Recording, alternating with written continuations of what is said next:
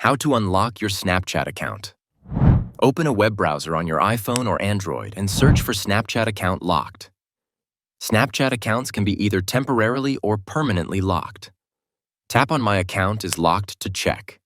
Scroll down to My account was temporarily locked and see if that applies to you.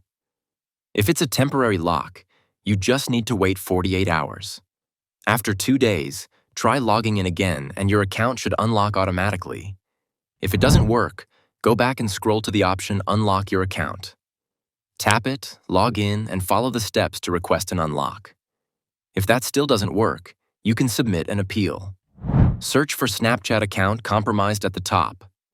Tap on My account is compromised and then select Contact Support. Choose I think my account was compromised and scroll down.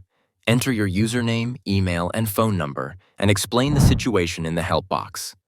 Finally, hit submit and Snapchat support will usually get back to you within a couple of days.